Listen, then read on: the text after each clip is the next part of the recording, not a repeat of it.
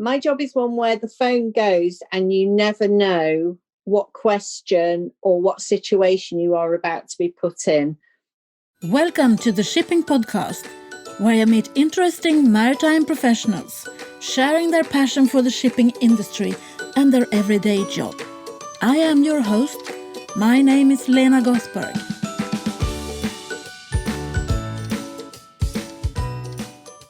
Welcome to episode 175 of the Shipping Podcast.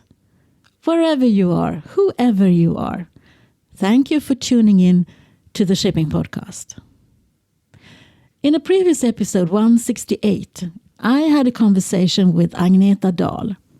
She's a director for exercises and preparedness at NJ Resources in the US. And she replied to my question, the question that I put to every guest on my show. Who would you be interested in listening to on the Shipping Podcast? And she suggested today's guest, Ursula Dockerty. Both Agneta and Ursula works with emergency response in the maritime industry. And I can relate to that, as I, in my youth, worked as a claims adjuster for a non-marine insurance company, where I got the feeling for what they are talking about. I hope you will enjoy my conversation with Ursula Dockerty, Emergency Response Team Leader at Shell International Trading and Shipping Company Ltd in the UK. Welcome to the Shipping Podcast. Could you please introduce yourself? My name is Ursula Dockerty, and I'm the Emergency Response Team Leader at Shell Shipping and Maritime. And what is your background, Ursula? I started at sea when I was 18 as a deck cadet, working for Ocean Fleets, which was part of the old Blue Funnel line, working on general cargo ships. Went through my cadetship and third mate. So I worked general cargo ships, ro-ros, containers. And then there was a lot of changes in the industry around that time, and a lot of companies were putting their manning agencies offshore. And at that time I moved and I went to work for Shell. And so had a very fast immersion in the world of tankers and gas ships and product ships. And I stayed there and worked my way up to chief mate doing my master's ticket. Unfortunately, life event, I got ill and had to come ashore, but the company were very good. They accommodated me on a job in London office, and obviously my face fit, because since then I've done various roles within the office. Why did you go to sea? What made you do that? At the age of 6, I decided I was going to be a pirate. And nobody could dissuade me. All the other girls were going to be doctors, nurses, all sorts of things. But I always was going to go to sea. Nothing would dissuade me. I didn't live near the sea or anything like that. I had a love for the black and white movies on a Sunday afternoon, you know, with the ships where somebody throws the bucket of water over them to simulate the sea coming over. And I think at that age I had a very romantic notion of the sea, but I always knew I wanted to go to sea. And I never wavered in that. My school tried to persuade me that maybe this wasn't a job for a young lady. They tried to persuade me to go to university or maybe join the police force. And they came up with many things, but every time I kept coming back to, no, I want to go to sea. I looked at joining the Royal Navy, but at the time women didn't go on the ships. And I was sort of dissuaded because that's what I wanted. I wanted to be on a ship. Still having no notion of what a ship was like or anything like that. I just knew that's where I was meant to be. And my father came across an article in the paper talking about women going to sea as radio officers. So I contacted the General Council of British Shipping and I asked them, could women go to sea and be captains? And they assured me that yes, they could, although at that stage they weren't aware of any. And so it was that I went looking for cadetships as a deck officer. So what drove me? I don't know. I just knew that's where I wanted to be. Wow. You're really focused on your goals, aren't you? You know what you're looking for and then you go for it. You didn't have any expectations, of course, but was it what you thought it would be once you got there? It was a lot more. So I think I was focused on very much being stood on the bridge of a ship and being in the uniform and everything like that. But what actually I enjoyed most of all was putting my boiler suit on and doing the cargo work and learning all the depth and the breadth of the things there were to learn about the ship. So yes, it was much more than I thought. A lot more difficult than I thought. You were stepping, back then there were very few females at sea, and so you were stepping into a different world. I very quickly learned the art of negotiation and how to get what you want without alienating people. But you have been on different kinds of ships as well. Yes. I was very lucky to have started on general cargo, I think, because that gave me a very good grounding in seamanship.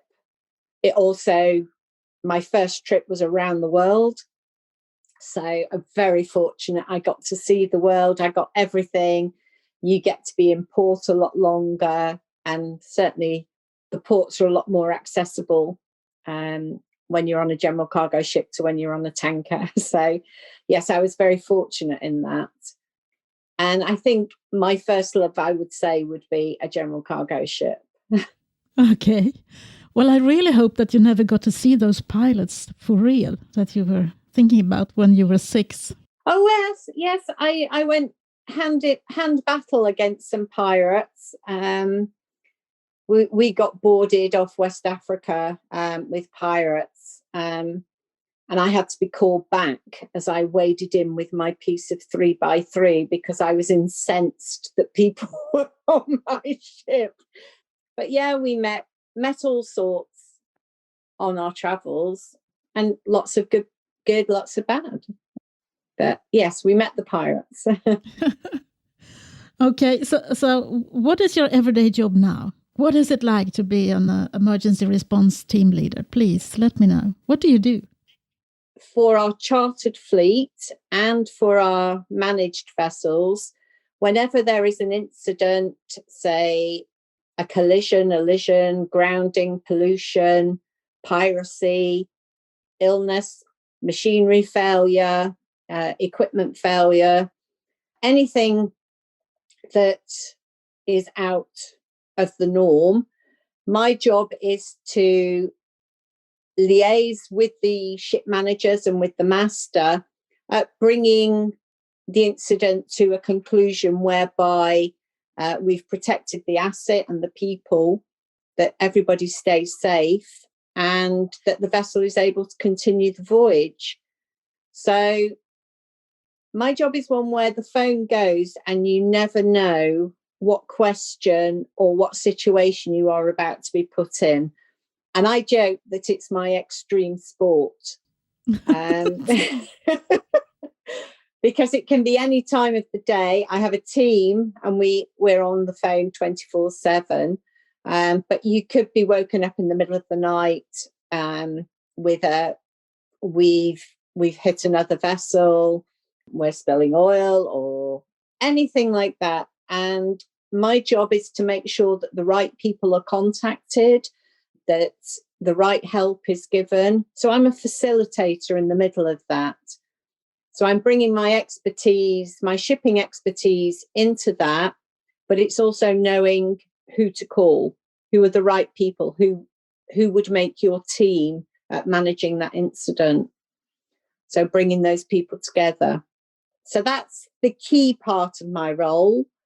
I'm also responsible for the emergency response plan for our own ships and for the team ashore. So how would we respond if one of our ships had an incident, and making sure that all those contracts are in place and that we exercise regularly. So my job is, when you talk to Agneta, I do it on a smaller scale, whereby I cause chaos, as Anita does, for other people to try and see how they react and test our capabilities.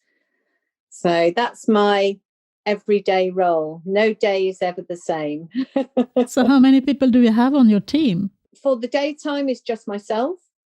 And then I have a team of 8. So we do 1 week in 8 through the night. So I always do a 12-hour day, and then I hand over to somebody to take the evenings and through the night, and they hand back to me in the morning.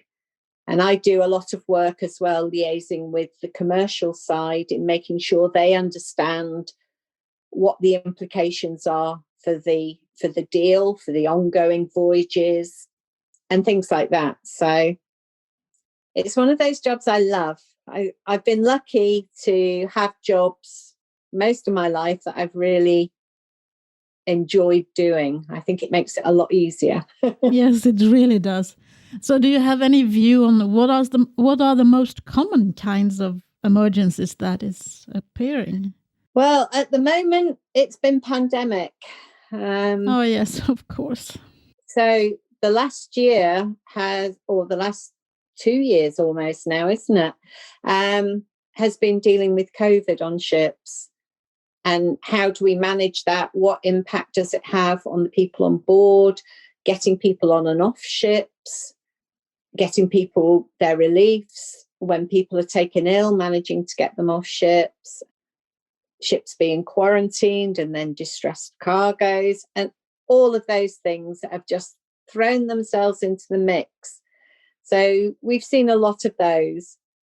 And I think beyond that, probably the most common are machinery failures and things that go wrong at sea that may delay a ship and cause issues with delivery of cargoes and things like that. So, but of course, again, in pandemic times, getting hold of technicians to get on ships and getting hold of spare parts has thrown all sorts of things into the mix.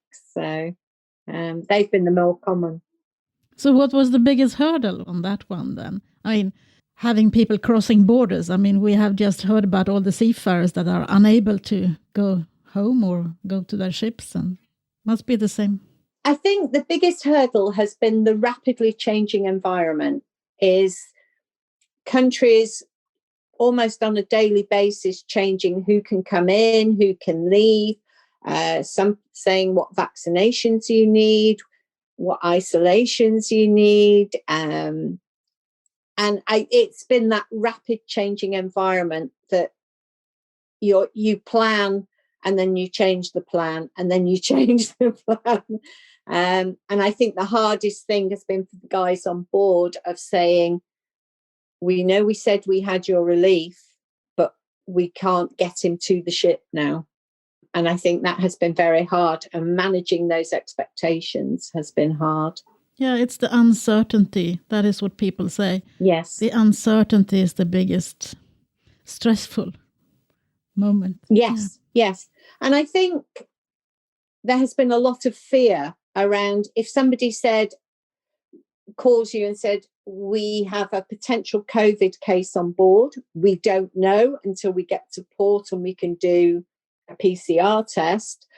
But the fear on board then that you've now got the virus on board this contained environment and that others may have it, but you don't know. And talking people through that and using the knowledge that we have ashore and using the medics to help us guide the people on board and deal with that fear. I think that's probably the hardest. I can understand. You feel like you can't really help them, even if you can, in a way. Yes, yes. And that's one of the hardest things of my job, is because I deal with the emergency, is once the emergency is finished, I then pass it on to the investigation and the assurance team. And so I never know how the story ends. Oh, I see. I can go and ask them, but there's that many of them that you don't follow all of them through. But it's one of these, you start a story, but you never see the ending. Do you get stressed yourself? Sometimes I do. But I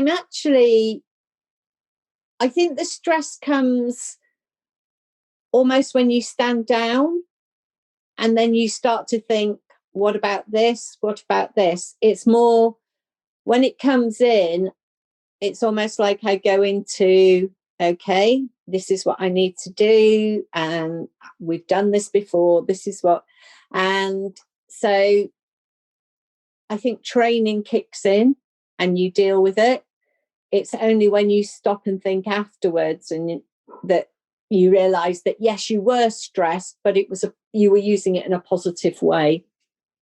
What are the biggest changes that you have seen? I mean, you've been in the maritime industry for such a long time now. So what are the biggest developments or changes that you have seen? I think, technology has played a huge part and that has changed a lot. But I would say the training and the opportunities that are available out there. Certainly the training has become a lot deeper. How do I explain it? It's become a lot. You mean the training on board the vessels or the training in... The training on board, the training on board the vessels and the training towards your tickets is a lot more than we ever did. I think when I came through, a lot of my training was on board training and gathering experience, but they seem to do a lot more within college now, a lot more depth to what they're doing. And that's probably because of that technology issue. But also from the compliance, we require a lot more things to be in place, more facets, if you like, to that training that you put every seafarer through. So there's a lot more things to be complied with. The contact that when I first started at sea, we didn't have the internet going all the time or everything. It was still the ticker tape going from the Radio Shack. And so the master was the master. Whereas now I think you've got a lot more communication going back and forward with the office, with your fleet superintendent. So you've got more call on people when you need people. But in some ways, I think there's also, you've got more interference from the office. It's a bit like having your parents ring you every day when you're at university, I think, sometimes. And whether the master actually still feels master of the ship. Okay, so maybe now I should ask you what you think about autonomous ships or remote control ships. What do you think about that then? I think we've got a way to go. So from an emergency response point of view, and I look at all the things that can go wrong, and that's with people on the ships, I think that we will reach a day where they will be there and it is a way forward. But I think there's a long way to go yet. I totally agree with you. But I was thinking about the human factor, as people call it, because we're all humans and we can do something wrong from time to time. And maybe if it's more a bit of a machine to machine and it's controlled in another way, maybe we can figure out how to get the human factor that is doing wrong out of the equation. I don't know. I think that is almost a catch-22 because a machine can go wrong. A human, and certainly seafarers, are very creative. So they're very good at fixing a problem because they can't just call in the local handyman. They have to find a way round. So I think a lot of seafarers are very creative in problem solving. That's why we like to engage with them, isn't it? Yes. Because it's the same as we are. Yeah, and sometimes you think, where did that come from when they explain what they've done? But then you realise that it's the best that they can do with the circumstances they've got. And so, yeah. But what about digitalization? Has that changed your work in any way? Oh, yes. Oh, yeah. Very much so. I mean, I can call up and see what the ships are doing. I can call it up on a screen. That's been great. I mean, just the AIS data is fantastic because I can look at what's going on, and if a ship's had a collision, I can immediately call up the track and say, okay, we can see this going on. Maybe if a ship's dragged anchor, I can let our other ships know, when you're in that anchorage, something's going on here that we're not expecting. We're seeing different movement, and look at, you can call it up very quickly. And I love being able to do that. But also, in the past, if we had an incident, I might have to go looking in so many different systems just to get all the different information I needed. Who's the cargo owner? Who's the ship owner? Who's the insurer? Who's the P&I club? All of those facets that you need to know. Whereas now I can press one button and it pulls it from all the different programs. And it's so much easier when you're reporting up to your leadership team and they're saying, well, what about this and what about this? And you go, oh yeah, I've got that.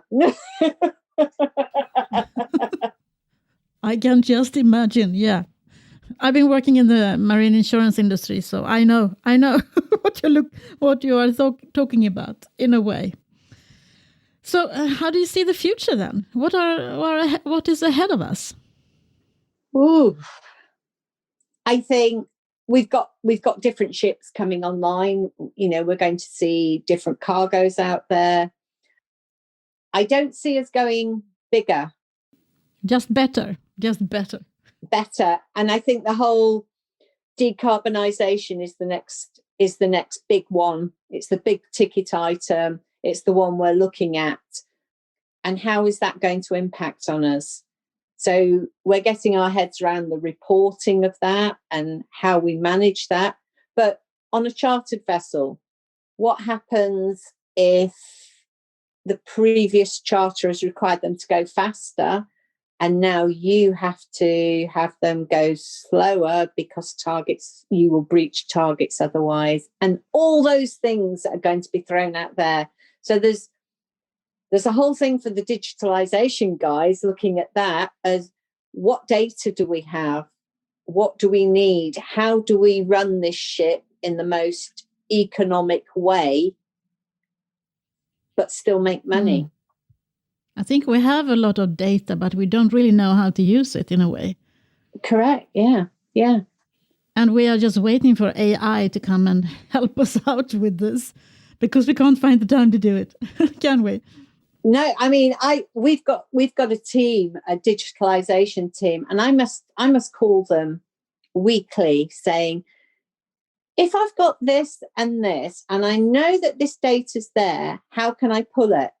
So at the moment, I'm busy building. So we started at the beginning of COVID. We thought, well, this looks like, we didn't know, but this looks like it could be a problem for us. So we need to start collating the data of how many COVID cases are being reported to us, what is the impact. And now we're building that dashboard for, okay, we've got all this data now, but how are we using it?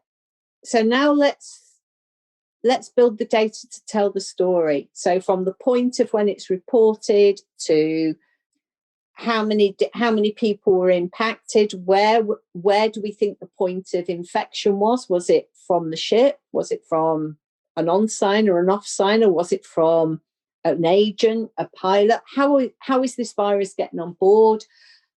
How many people got it? Did they have to do a full crew change? How long was the ship quarantined? Did we have to off-hire the ship? What were the commercial implications?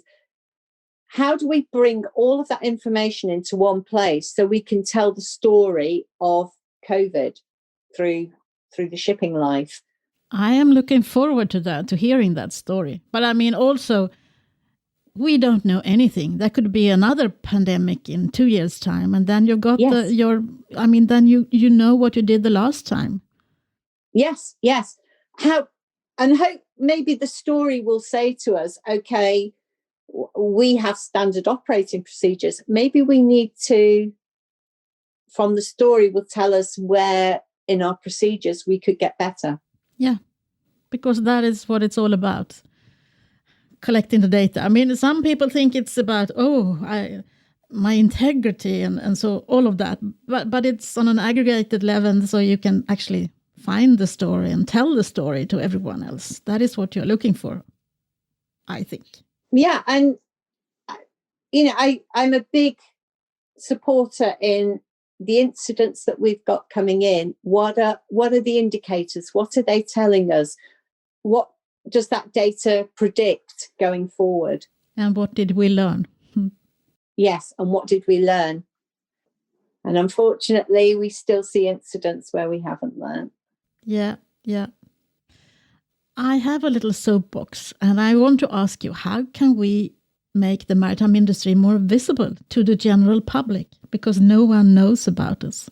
We are a little bit like the Cinderella industry. We are there, but no one sees us. Yes. Well, nobody sees us in a positive light. I think the Ever Given raised the awareness of the general public of a ship, but we were seen then in a very negative way. And every report, my friends now, when they talk to me, say, oh, we can't get this in the shops because your container ships are all costing too much money. And that's what the news is reporting. And who sees the seafarers? Yeah. And so I think we need to get into schools. I know a lot of companies are doing it, and we're getting into schools and talking to them. But I think we need to raise, and one of my things is we need to raise the visibility of not just that you can go to sea, but what are the opportunities that are open to you in the whole wider industry, that this is a marketplace. It's not just one stall. And all those things you've got yourself, you've got the marine insurance part, which I found fascinating. And you've got the lawyers, you've got the commercial people, you've got the supply chains and all of that. And how do we get it out there? Well, we need to be prouder of what we do. Because I think as an industry, we're very like the seafarers we just get on with it. We need to have that marketplace. We need to connect all the dots. And this is one of the things we've been talking about ourselves with our female seafarers, is opening their eyes to the opportunities that going to sea can bring you. You can still have a family life. You can come ashore because these are the opportunities that are open to you. And we need to do more of that. So I see we have an event, but we don't have multiple events. We don't keep them going. I have a few things to say there. I think we are talking too much to each other and not to other people. Yes. So we need to start opening up and telling everyone else our story. What is it like to be like what you are? You are an emergency response team leader. I mean, how many people know about that? And that is one of the things I want to do with my podcast, to show people that there are so many different things you can do. But also, I think we as an industry have a responsibility to tell the young people. It's not like you enter one ship and then 30 years later you come off. Yes. It's like, this is what you do for 2 or 3 years, and this is what you do, and then you can choose from this and that. And when you become a parent, either you are the mother or the father of the child, maybe you can work on a tug, or you can work closer to home, or on a ferry between islands, and you come home every day. I mean, there's so many things we can say, because the general perception, I think, I get going now, is that if you Google the word seafarer, you get Popeye. And that is what people think that it is. Yes. And it's so far away from what seafarers do nowadays. So that is what we need. We need to show them the variety of things that seafarers are doing and what we are doing in the maritime industry. End of soapbox. I get so excited. I'm sorry. But I mean, when we go to these schools, we shouldn't be going in just as be a seafarer. We should be taking the marine insurer, the marine lawyer, and joining the dots. Yeah, and the other way around. We should be giving them a holistic view. I mean, when they go in and talk about the maritime industry, they should also talk about the seafarers. So yes, but we're still working in silos and we're thinking in silos, and everything would be so much better if we just open up to each other and to the rest of the world, I think. Definitely so, yes. So did you have a role model growing up? Before going to sea, I had, so my father was very much my champion. Well, of course you can do this, go and do it, girl. And my mum sort of looked on going, what's happening to my young lady? And then whilst I was at sea, I didn't really have a mentor until I got to my first trip mate. And then I did a trip, or a part trip, with a guy who was handing over to me, who became very much my mentor then. And we remain good friends now. And I still call him if I've got something hanging over. And amazingly, when I had to come ashore and go in the office, I actually took on the role that he had done previously when he'd spent his time in the office. And so I could still call him and go, what about this? And to this day, I would go to him if I had a problem running. But I think during your life, you have different mentors for different phases of the life. But this one person, he was definitely my mentor going through at sea. Yes. Do you consider yourself a role model today? I would hope so. Yes. Good. Great. Yeah. I think you are, because I've heard about you. So I just hear about the role models, I think. I love introducing people to emergency response. And some people, you can tell immediately that it's not for them. And the whole thing scares them. And other people get that thrill that I do. And then I love it. I love just throwing them.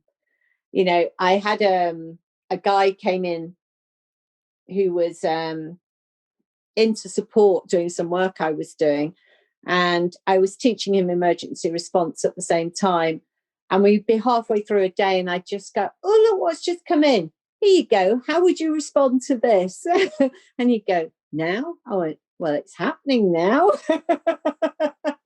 And it was so fun to watch him and watch him grow into it. Yes. So I love it. Yeah, that's the privilege for us now in this age, to see the young people getting engaged and teaching them and maybe leading them if they need some guidance and so on. That is my view anyhow. Yeah, I love watching young people step into their potential. Yes, definitely. So who do you think I should interview the next? I know that you were suggested by Agneta Dahl in episode 168, but who do you think I should interview? Who would you be interested in listening to? Oh, I haven't spoken to him, but I actually think my boss. Oh, because he's an ex-seafarer. He's one of these people that brings people on. He is a very strong supporter of women at sea. And in fact, his team is made up of quite a number of ex-seafarers, female seafarers, who he has seen their potential and brought them on. But he's done a lot of reaching out in the maritime security and setting up a lot of things that happen in that world, which he probably wouldn't be able to share everything with you, but he's a character and I'd love to hear him more. Yeah. It sounds like a good catch if I can catch him. We'll see what we can do then. Okay, all right. Well, I can pass those details on to you. Thank you very much. Thank you for taking the time, Ursula. It was a pleasure talking to you. It's been great fun. Thank you. And I love what you're doing. So thank you very much. Thank you. Ursula, thank you. There are so many good takeaways from our conversation. I am, of course, thinking about the importance of role models and the visibility of women in the maritime industry. You need to actually see successful people making it to think, if she can do it, then I can do it as well. The other takeaway I was thinking about was when you spoke about the importance of gathering data to tell the story. That is precisely how successful companies can tell their stories and get people engaged. The maritime industry is all about storytelling. That is why it's vital to gather all the available data and build the story about how great this industry is. And then we have a mutual task. We all need to tell the same story to the people who have not yet fallen in love with all the things that we are so passionate about. Lessons learned. Suggest more exciting guests to me at hello@shippingpodcast.com. Until the next time, from me to you, over and out. Thank you for listening to the Shipping Podcast. Don't forget to tell everyone that you meet that there is a shipping podcast available and that they should download it and listen to the maritime professionals who are sharing their passion for the shipping industry.